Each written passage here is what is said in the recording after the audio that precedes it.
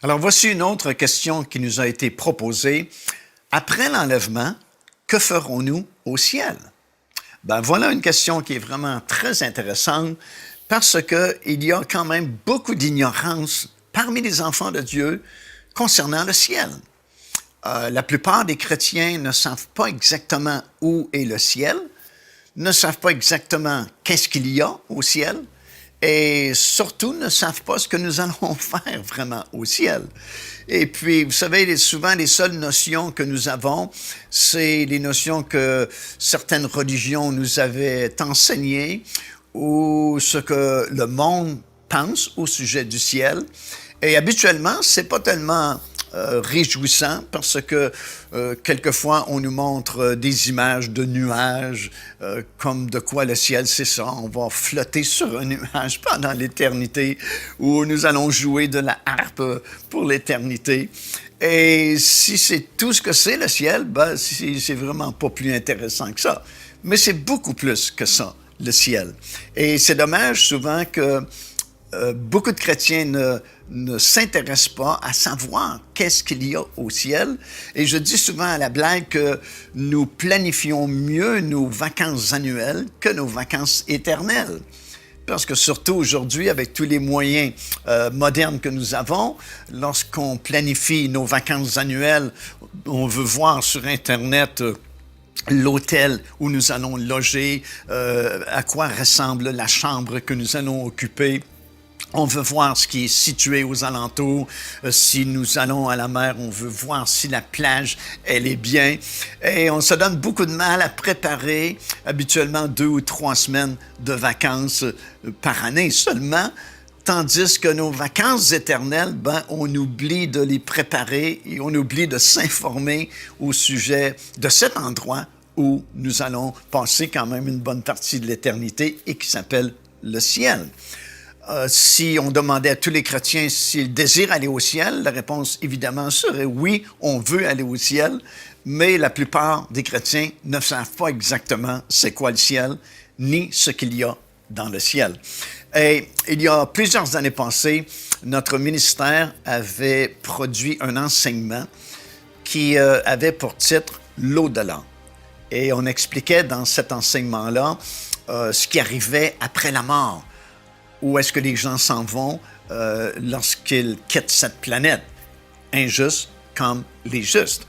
Et au cours de cette étude, nous avons parlé évidemment du ciel et j'avais trouvé une centaine d'articles qui sont mentionnés dans la parole de Dieu comme existant déjà dans le ciel. Parce que le ciel est un endroit réel, encore plus réel peut-être que la terre sur laquelle nous sommes, et il y a déjà beaucoup d'items, beaucoup d'articles qui existent déjà au ciel. Alors, c'est vraiment une bonne question parce que nous voulons en savoir plus aujourd'hui concernant notre destination éternelle, concernant ce qui va arriver, qu'est-ce que nous allons faire au ciel après l'enlèvement de l'Église du Seigneur Jésus-Christ. Premièrement, comme j'ai mentionné, on ne flottera pas sur un nuage pour l'éternité, mais le ciel est vraiment un endroit réel, quelque chose qui existe vraiment. Selon la Bible, le ciel où nous allons, c'est le 3e ciel. Paul dit qu'il a été ravi au 3e ciel dans la présence de Dieu. C'est là où Jésus est retourné, c'est là d'où il était venu lorsqu'il est venu sur la terre. Et c'est là où il est retourné du sommet de la montagne des Oliviers, après avoir vécu pendant 40 jours dans son corps glorieux. Il y a eu cette ascension vers son Père, là-haut dans le ciel. Et il est allé nous préparer notre demeure. C'est dans Jean chapitre 14, c'est le premier verset, où Jésus dit que votre cœur ne se trouble point, croyez en Dieu et croyez en moi. Je m'en vais vous préparer une place. Et lorsque cette place sera prête, je reviendrai, a-t-il dit, vous chercher, afin que vous soyez là où je suis. Alors, notre destination éternelle, c'est le ciel. Alors, lorsque quelqu'un meurt dans le Seigneur, il s'en va directement au ciel, dans la présence de Dieu, là où se trouve le Seigneur Jésus. Mais on ne restera pas toujours au ciel, et Jésus non plus.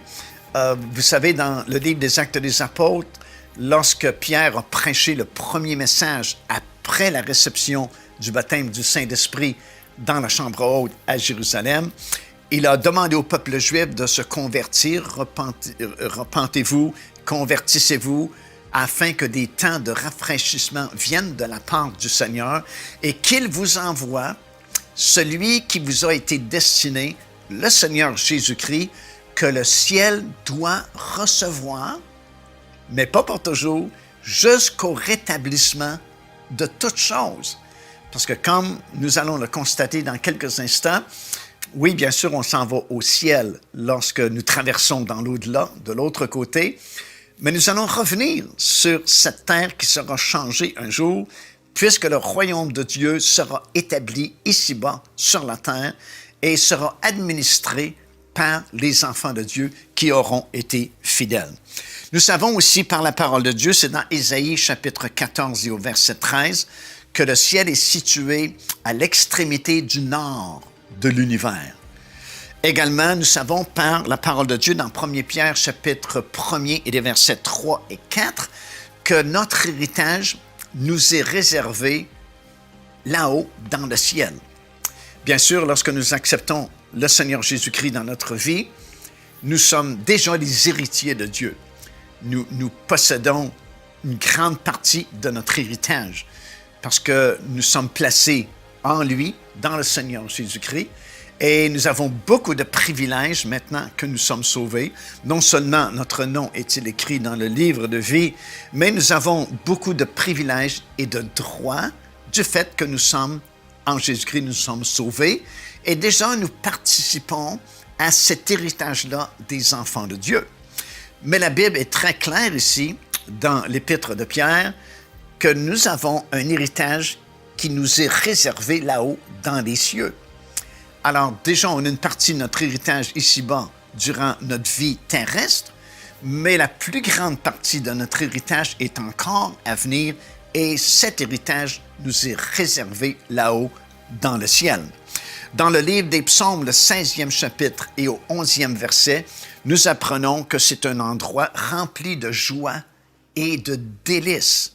Alors, quand on dit « c'est le ciel », c'est vraiment un endroit de délices, un endroit de grande joie.